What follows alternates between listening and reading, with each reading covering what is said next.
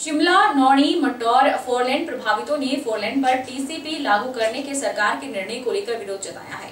प्रभावितों ने संयुक्त पत्रकार वार्ता में कहा कि सरकार की ओर से आम जनता के हितों की अनदेखी की जा रही है। शिमला नौणी मटौर फोरलेन प्रभावितों ने फोरलेन पर टीसीपी लागू करने के सरकार के निर्णय को लेकर विरोध जताया। बिलासपुर में पत्रकार वार्ता में फोरलेन प्रभावित समिति के संयोजक पवन कुमार सहित अन्य प्रभावितों ने संयुक्त पत्रकार वार्ता में कहा कि सरकार की ओर से आम जनता के हितों की अनदेखी की जा रही है। एक और फोरलेन प्रभावितों ने अपनी जमीनें गंवाई, वहीं दूसरी ओर अब टीसीपी लागू होने के बाद शेष बची जमीनों पर प्रभावित निर्माण नहीं कर पाएंगे, जिसका नुकसान प्रभावितों को झेलना पड़ेगा। उन्होंने कहा कि सरकार को फोरलेन पर टीसीपी लगाने से पहले विचार करना चाहिए। अभी तक फोरलेन शिमला मटौर के लिए अधिग्रहण प्रक्रिया शुरू की गई है। जहां पर अधिकारी कर्मचारी पहुंच रहे हैं, वहां पर स्थानीय लोगों के साथ किसी प्रकार बातचीत नहीं की जा रही है। अभी तक भी वहां से जो प्रभावित और विस्थापित लोग हैं, उनके साथ सरकार ने कोई नेगोशिएशन का कार्य नहीं किया है। उसके बाद अभी एक 100 मीटर की जो नोटिफिकेशन सरकार ने की है कि दोनों साइड फोरलेन के जो 100 मीटर का आपका एरिया है उसको फ्रीज कर देंगे, तो वो एक लोगों के साथ अत्याचार भी है और एक तुगलकी फरमान सरकार की तरफ से जारी किया गया है और कमेटी इसका पुरजोर विरोध आने वाले समय में करेगी।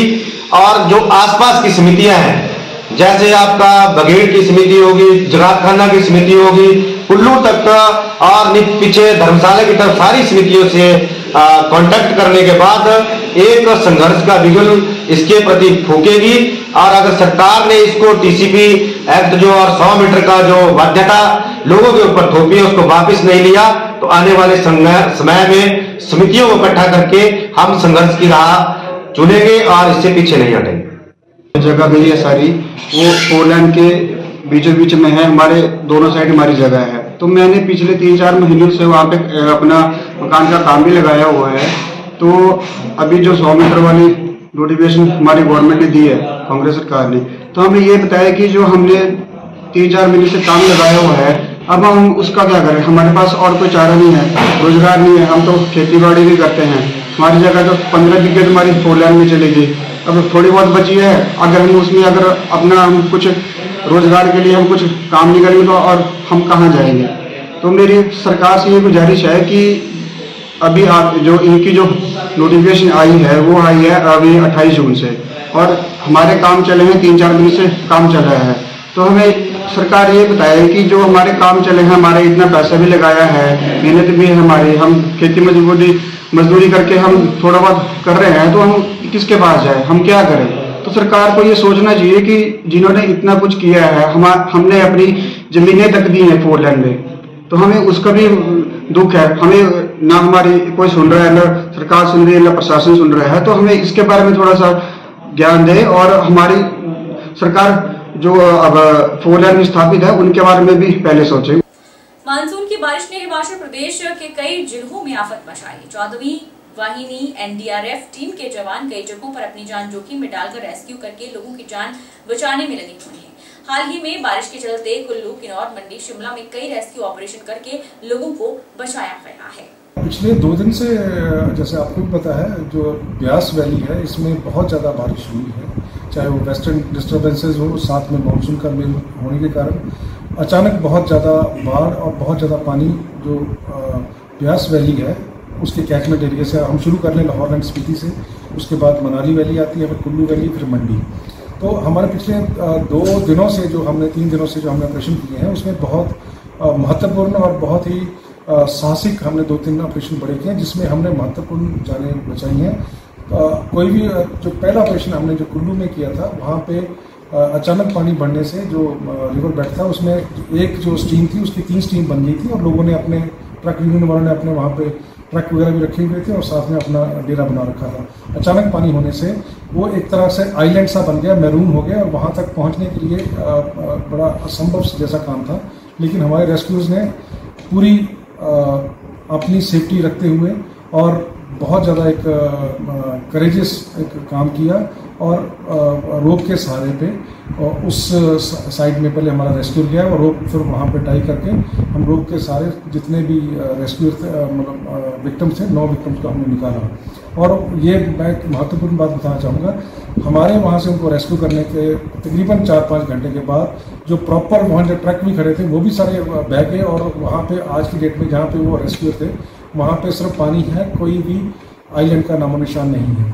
इसके अलावा एक और उसके बाद कुल्लू डिस्ट्रिक्ट में मंडी डिस्ट्रिक्ट में एक और ऑपरेशन किया ऐसा ही, जो रात को हमने उसको अंजाम दिया और इससे भी ज़्यादा डेयरिंग था और उसको भी ऐसे ही जो नदी का दूसरा कोना था वहाँ पे 6 लोग फंस गए थे। वहाँ पे वो अपना थोड़ा सा खेती करते थे, पानी एकदम बढ़ गया, लेकिन जो तकरीबन 70-80 फीट का जो नदी थी उफान पे उसको क्रॉस करना एक चैलेंज था और वो मैं बोलता हूँ बहुत ही शानदार और काफ़ी समय तक याद रहने वाला एक ऑपरेशन हमारे जवानों ने किया और सक्सेसफुली रात को 1:30-2 बजे तक लगे रहे और उन 6 को हमने जिंदा इस तरफ निकाला।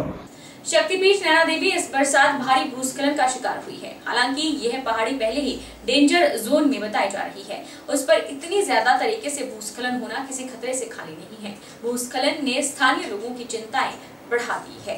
भारी बरसात में जहां नैना देवी की सड़कों पर भारी भूस्खलन हुआ, आने जाने के सभी रास्ते बंद हो गए थे, वहीं पर नैना देवी मंदिर के पास नगर परिषद पार्क के पास भी भूस्खलन हुआ है। यहां पर प्रोटेक्शन के लिए लगाया गया डंगा हवा में लटका है, जबकि नीचे से जमीन खिसक गई है। अगर इसी प्रकार जमीन की खुदाई होती रही तो आने वाले समय में हालात और भी बदतर हो जाएंगे। इसके अलावा नैना देवी से लेकर कोलावाला टोबा तक जगह जगह पहाड़ी गिरी है। समय समय पर इस पहाड़ी को लेकर समाज सेवी, राजनीतिक नेता और स्थानीय लोग अपनी आवाज बुलंद करते रहे हैं, लेकिन धरातल पर इस पहाड़ी को बचाने के लिए किसी प्रकार की मुहिम नजर नहीं आई है। और जिससे जो लैंडस्लाइड हुआ था, हम जो प्रशासन से मांग करते हैं कि जो लैंडस्लाइड होता है उसकी पहाड़ी की प्रोटेक्शन की जाए, जिससे कि दोबारा ये लैंडस्लाइड ना हो। देखा जाए कि कितना लोगों को का नुकसान हुआ है, पशुओं को भी नुकसान हुआ है, पहाड़ियों को नुकसान हुआ है, रास्तों को नुकसान हुआ है, पानी की भी दिक्कत हो रही है, बहुत परेशानी हो रही है। हिमाचल बिलासपुर माता नैना देवी क्षेत्र में आके हमारे जिम्मेदार बुद्धिजीवी लोग, हमारे नेता, हमारे मुख्यमंत्री जी आए और आके तफ्सीस करें, मुआयना करें, देखें। पानी का निकास है वो अच्छी तरह करवाया जाए, तभी ये लैंडस्लाइड जो है यहाँ पे रुकेगा। और खुदाई का जो है वो खास ध्यान रखा जाए कि खुदाई कहाँ करनी है, कहाँ नहीं करनी है। तो धन्यवाद। मैं दोबारा प्रशासन से यही बेनती करता हूँ कि प्रशासन इस और विशेष ध्यान दे ताकि यहाँ की नगरी को जो है सुरक्षित रखा जाए। कुछ किया गया जल्दी तो ज़्यादा नुकसान भी हो सकता है। तो प्रशासन से यही गुहार है कि जल्दी से जल्दी नैना देवी के पानी की निकासी का जो है वो संपूर्ण किया जाए, जल्दी इसको निकासी अच्छी तरह पानी की निकासी निकाली जाए। बल्कि गागल के शिव मंदिर में 10 से 15 जुलाई तक भागवत कथा का आयोजन किया जा रहा है, जिसमें पांगणा के कथावाचक लोगों को कथा का श्रवण पाठ करवाएंगे। कथा का आयोजन वो 10 जुलाई से 15 जुलाई तक इस उत्सव को, सावन मास के इस शिव उत्सव को मनाया जा रहा है भागवत के माध्यम से। और भागवत का संदेश जन कल्याण हेतु, मोक्ष प्राप्ति के लिए इस शिव मास में माना जाता है। शिव जो है वो 2 अक्षर का है, छोटा सा लघुतम और महानतम भी है, मधुरतम भी है, विशालतरम भी है। इसमें पूरे ब्रह्मांड का सार शिव शब्द में।